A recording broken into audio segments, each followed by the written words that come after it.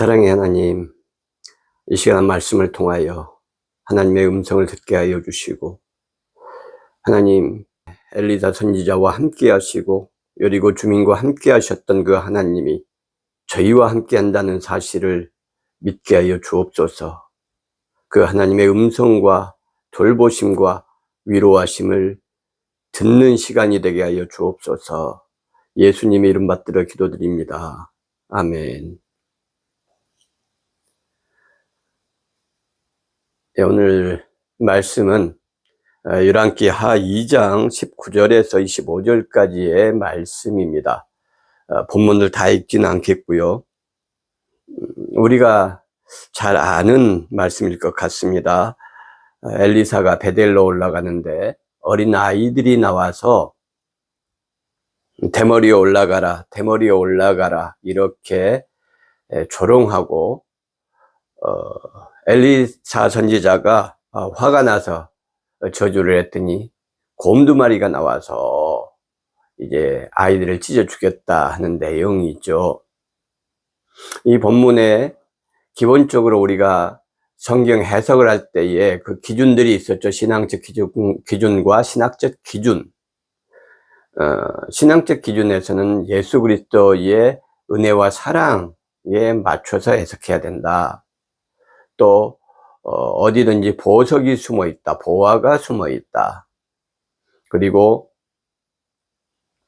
본문과 대화하고 질문해야 된다. 사람에게 덕이 되는, 신앙에 도움이 되는 해석을 해야 된다.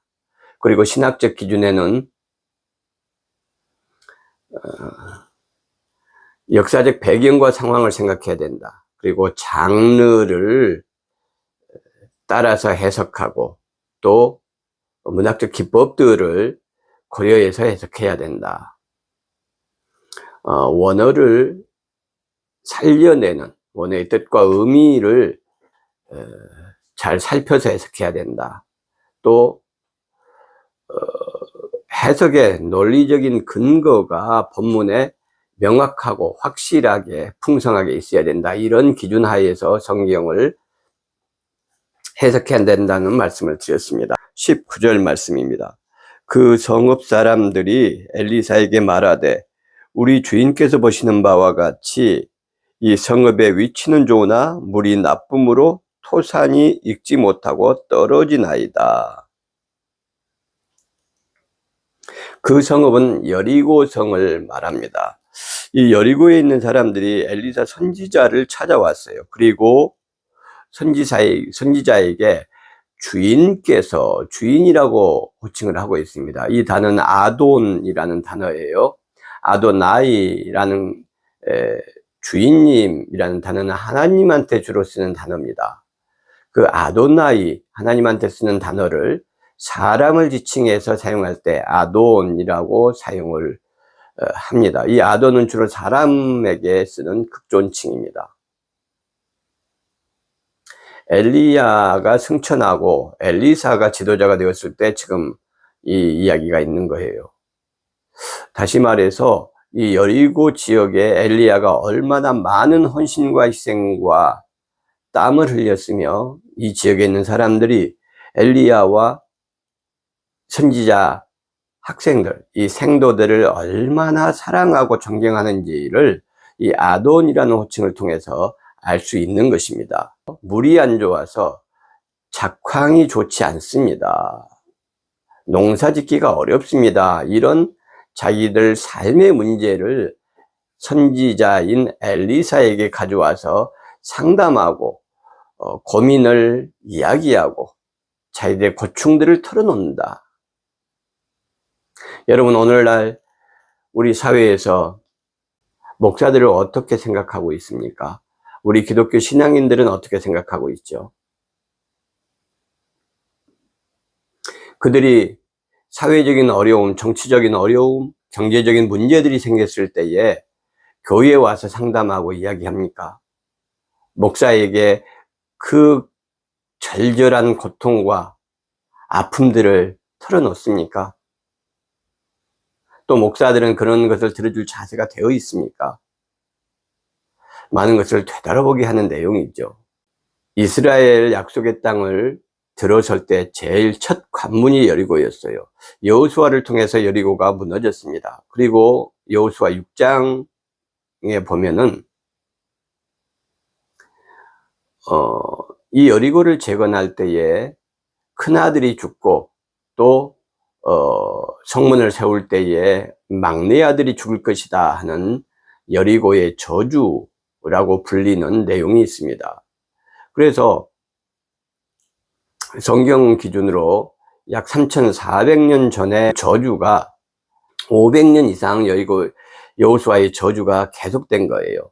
이 동안에 그 저주가 무서워서 이 여리고성에 사람들이 와서 살기가 어려웠겠죠. 또 그 500년 동안 이 여리고를 포함한 주변 지역을 장악하던 사람들이 누굽니까? 히브리 노예들 아닙니까? 이집트에서 탈출한. 그러니까 히브리 노예들이 주도적인 세력을 가지고 있는 이 여리고 지역에 히브리 노예들의 전설적인 지도자가 했던 저주를 무시하면서 이 여리고에 들어와서 살 수 있는 방도가 없었던 겁니다. 그들한테 눈밖에 날 거 아닙니까? 그래서 오랫동안 이 여리고가 방치되고 폐허인 상태로 놓여 있었죠. 갑작스럽게 무너졌기 때문에 오수와 폐수들이 땅을 오염시키고 당연히 작황이 좋지 않을 수밖에 없는 저주받은 땅, 폐허 같은 땅이었습니다. 근데 엘리야는 세 곳에 선지자 학교를 세워요. 2장의 앞부분에 보면 1절에 엘리야가 엘리사와 더불어 길갈에서 나가더니, 길갈이 등장을 합니다. 또 3절에는 베델에 있는 선지자의 제자들이 엘리사에게로 나와, 베델이 등장을 하죠. 그리고 5절에 보면 여리고에 있는 선지자들의 제자들이 엘리사에게 나와 이르되, 이렇게 길갈과 베델과 여리고의 선지자 학교를 엘리야가 세웠습니다. 베델과 길갈의 의미들은 오늘 본문과는 좀 거리가 있으니까 놔두고라도 이 여리고의 선지자 학교를 왜 세웠습니까? 이 저주받은 땅, 폐허의 땅에. 그것을 우리는 생각해 볼 필요가 있는 것이죠. 우리 그리스도인들의 발걸음, 목회자의 발걸음이 어디를 향해야 되는지, 왜 예수님께서는 약자와 병든 자들과 세리와 장녀들의 친구로 사셨는지, 엘리야가 그 저주받은 땅에 와서 하나님의 사람이 선지자 학교를 세울 때에 오갈 곳이 없고 사회에서 버림받고 소외된 사람들이 얼마나 용기를 얻고 엘리야 선지자를 따라왔겠어요. 하나님의 사람이 저 여호수아의 저주를 풀어줄 것이다. 하나님의 종이 이 여리고의 저주를 해결해 줄 것이다 라는 믿음이 있었을 거 아닙니까? 그래서 정상적인 사회에서는 자기 땅 한 평, 또 집 한 채 갖기 어려웠던 사람들이 소망과 희망을 가지고 여리고에 정착할 수 있었던 것이죠. 그리고 엘리야와 선지자 생도들이 이 여리고에 와서 그저 하늘만 쳐다보고 하나님을 위해서 찬양하고 기도하고 예배드리는 것으로 소일하지 않고, 그들이 이곳을 사람 살 수 있는 지역으로 만들기 위해서 땀과 눈물과 피를 흘리며 개척했다는 사실을 알 수가 있어요. 그러니 이 땅의 어려운 문제들을 해결해주고 자신들의 삶의 터전을 위해서 생명과 삶을 아끼지 않고 바치는 이 신앙인들에게, 엘리야와 그들의 제자들에게 이 여리고 사람들이 얼마나 깊은 존경과 사랑을 갖게 되었겠느냐. 하나님에 대한 호칭 아도나이를 엘리사와 엘리야 그리고 생도들한테 붙이기에 조금도 아깝지 않았을 겁니다. 아돈. 어쨌든 이 여리고 사람들이 그렇게 엘리사를 아돈으로 호칭했던 데는 엘리야와 엘리사로 이어지는 이 목회자들, 하나님의 사람들과 그 선지자 학교 신앙인들이 어떻게 지역과 사회를 위해서 희생하고 헌신했는지를 잘 드러내주는 숨겨진 내용들이 있다. 하나님의 메시지가 있다. 그래서 우리는 발걸음이 늘 즐거운 것, 웃음이 넘치는 곳, 선하고 행복하고 향기로운 곳, 아름다운 곳만 향해서는 안 된다. 성경은 그리스도인들의 발걸음이 어둡고 축축하고 고통받는 곳, 신음소리가 있는 곳, 눈물이 떨어지는 곳을 향해야 한다고 말씀하고 있습니다. 예수 그리스도의 발걸음이 그렇죠. 23절에 보면 엘리사가 거기서 베델로 올라가더니, 여리고에서 이제 베델로 가서 선지자 학교와 학생들을 돌보려고 하는 것 같습니다. 그가 길에서 올라갈 때에 작은 아이들이 성읍에서 나와 엘리사를 조롱하여 이르되 대머리여 올라가라, 대머리여 올라가라 하는지라. 대머리, 엘리사 선지자가 대머리였던 것 같습니다. 24절에 보면 42명을 찢었더라 라는 말이 있기 때문에 굉장히 많은 아이들이 엘리사 선지자를 따라오면서 고통스럽게 했던 것 같아요. 대머리에 올라가라. 그 신체적 약점을 잡아서 그렇게 인신공격을 하면 굉장히 분노할 수 있죠. 엘리사가 뒤로 돌이켜 그들을 보고 여호와의 이름으로 저주하매, 저주하매는 칼날이란 단어가 쓰여요. 이 칼날이란 단어는 저주한다기보다는 하찮다, 조그맣다, 또 뭐 형편없다, 이런 뜻입니다. 그러니 원어 칼날의 의미를 살리면 여호와의 이름으로 너희들의 하는 짓, 너희들의 놀림거리 하찮은 짓, 너희들이 하찮은 짓을 하고 있다, 너희들이 형편없는 짓을 하고 있다, 이렇게 말을 한 것이죠. 이상하지 않습니까? 하나님의 위대한 종 엘리사가, 뭐 위대하지 않더라도 마찬가지입니다. 화를 내서 소리를 지른다거나 이놈의 자석들 계속 그러면 혼난다 이렇게 한다거나 뭐 이런 건 이해가 됩니다. 그런데 여호와의 이름으로 저주를 했다. 그래서 이해하기가 좀 어렵죠. 나르카탄, 여기서는 작은 아이들로 번역을 했는데요. 이 나르라는 말이 이제 아이들이란 말이고, 카타는 작은 이렇게 번역을 했습니다. 카타는 작다, 조그맣다, 중요하지 않다 이런 뜻이에요. 나르란 단어는 아이들, 아이란 뜻이 있습니다. 그러나 청년 또는 하인, 종, 수종드는 사람, 신복 이런 뜻이 있습니다. 그러면 이 나르란 단어가 열왕기 기록자가 어떻게 이 단어를 사용하고 있는지, 그 언어적 습관은 무엇인지를 살펴볼 필요가 있죠.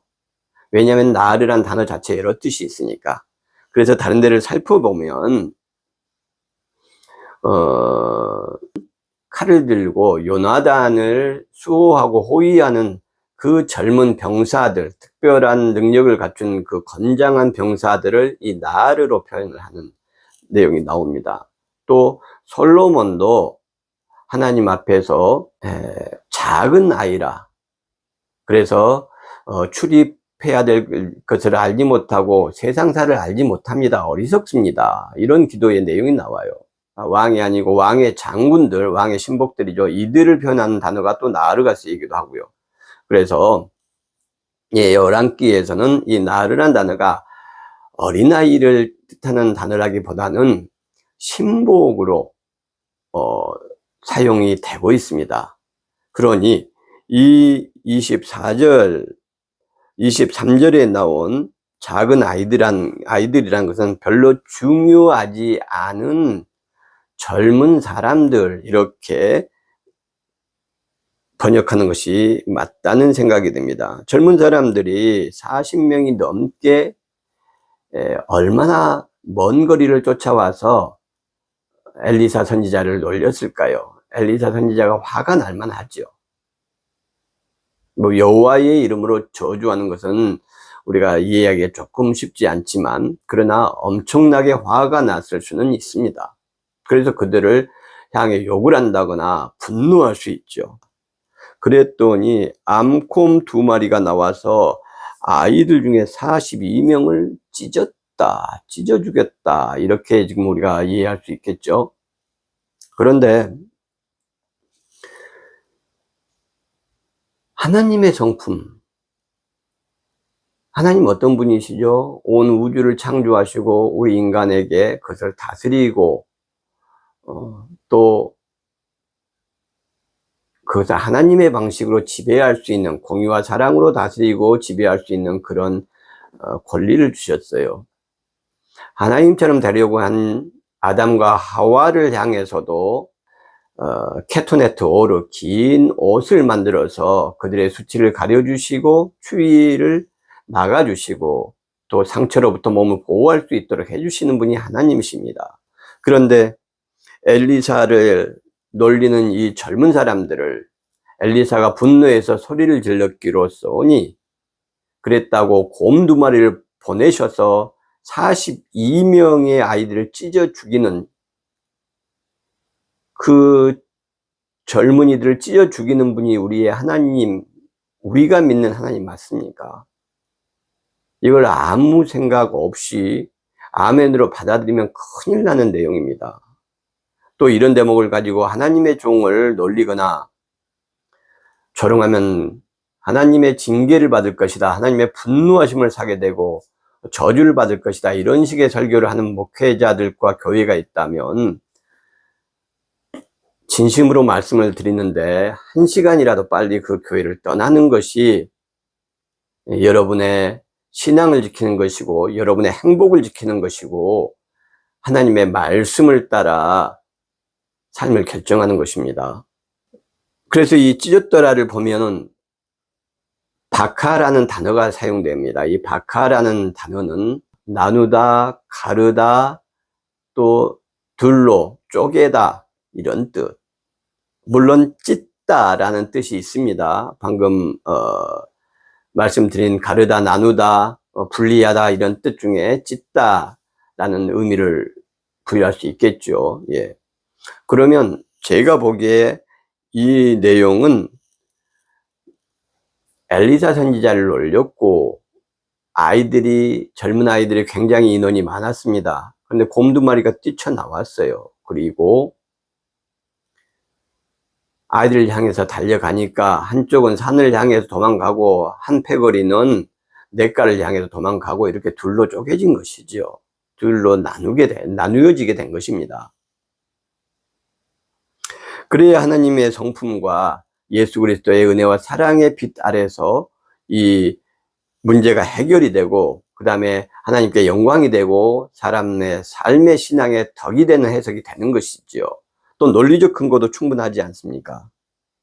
25절에 보면 엘리사가 거기서부터, 이 사건이 있었던 장소로부터 갈멜산으로 가고 거기서 사마리아로 돌아왔더라. 지금 이곳이 베델까지 가는 약 한 반 정도를 갔다고 치면은 약 한 15km 이상을 간 건데요. 어쨌든 이 정도를 갔다고 칠 때에 베델까지는 약 15km 정도가 남았고 갈멜산까지는 100km가 넘게 남아 있는 겁니다. 그런데 23절에 보면 엘리사가 베델로 올라간다고 했어요. 거기에 선지자 학교가 있기 때문에 학생들을 돌보려고 한 것이죠. 그런데 여기서 갑자기 베델보다 한 100km 정도가 더 먼 갈멜산을 향해서 간다고 하는 겁니다. 왜 그럴까요? 성경은 이 내용에 대해서 아무런 설명이 없습니다. 갈멜산이 어떤 곳인가요? 자기의 스승 엘리야가 바알과 아세라를 섬기던 제사장 850명과 싸웠던 곳이죠. 생명을 걸고 신앙을 사수하고 또 바알과 아세라 제사장들 뒤에 있는 세상적인 힘과 권력, 아합과 이세벨과 싸웠던 곳이기도 합니다. 또 거기에는 하나님의 불꽃이 떨어지고 제사를 지냈던 제사의 흔적들이 남아있는 곳이죠. 엘리야의 땀과 눈물과 기도가 있던 곳, 조국과 민족과 백성들을 향한 간절한 눈물이 있던 곳, 그곳이 바로 갈멜산이라고 할 수가 있습니다. 엘리사 선지자는 스승의 신앙을 돌아보고 하나님께서 원하시는 것이 무엇일지, 또 어떻게 살아가는 것이 하나님을 향한 참된 신앙인의 길인지, 신앙의 지도자인 엘리사가 가야 될 신앙적 목표와 방향은 무엇인지, 그것을 기도하고 하나님께 여쭙기 위해서 하나님의 흔적이 있고 스승의 흔적이 있고 신앙의 순수한 열정이 있는 갈멜산을 향해서 나아간다고 볼 수가 있습니다. 그리고 그는 어떻게 응답받았습니까? 사마리아로 돌아가는 엘리야 시대에 아합과 이세벨이라는 무서운 권력과 칼이 있는 곳, 북이스라엘 왕궁이 있는 곳, 힘이 있는 곳, 군사들이 있는 곳, 그 사마리아를 향해 가게 됐습니다. 그 무시무시한 힘과 군사력이 있고 엘리야를 죽이려고 했던 아합 왕의 여호람이 왕으로 있는 이곳을 향해 간다는 것은 무엇입니까? 그곳에는 시름많은 백성들이 있었고 고통 속에서 피 흘리는 민중들이 있었다는 것이죠. 그 민중과 함께하기 위해서 엘리사는 사마리아로 가는 것입니다. 선지자 학교에서 하나님 찬양하며 성경 읽으며 기도하며 이런 거룩함도 중요하지만 엘리사 선지자는 고통받는 민중을 향해서 그들을 위로하고 그들 대신에 힘 있는 자들과 싸우기 위해서 죽음을 무릅쓴 신앙의 투쟁을 위해서 가고 있는 거예요. 이 길은 어떤 길입니까? 세상 힘을 가진 이들이 착취와 수탈과 압박하는 곳, 거기서 신음하며 고통스러워하는 이 민중과 약자들을 위해서, 죄인들을 위해서 예수님께서 오셔서 치유해 주시고 위로해 주시고 격려와 용기와 희망을 주시고 우리에게 하나님의 나라의 소망을 심어 주셨죠. 엘리사가 갈멜산에서 사마리아로 간 것은 마치 예수께서 성령의 이끌림을 통해 광야에서 40일 금식 기도를 하시고 난 후 이스라엘 민중의 곁으로 오신 것과 비슷한 내용이라고 할 수가 있습니다. 우리 신앙인의 발걸음들이 어디를 향해야 할지를 자명하게 성경은 명증하게 그리고 강력하게 이야기하고 계시는 거죠. 기쁨과 즐거움만 추구하는 것은 결코 바른 성경적인 신앙이 아닙니다. 우리가 즐겁고 행복해야 되죠. 그러나 그 즐겁고 행복한 것이라는 것은 우리 주위에 있는 어려운 사람들을 돌보고 보살핌으로써 그들이 회복되고 그들이 부활하고 그들이 웃음과 미소를 되찾는 모습 속에서 우리가 느끼고 경험해야 될 행복인 것입니다. 그게 성경적인 기쁨이고 성경적인 행복이라고 할 수가 있을 것입니다.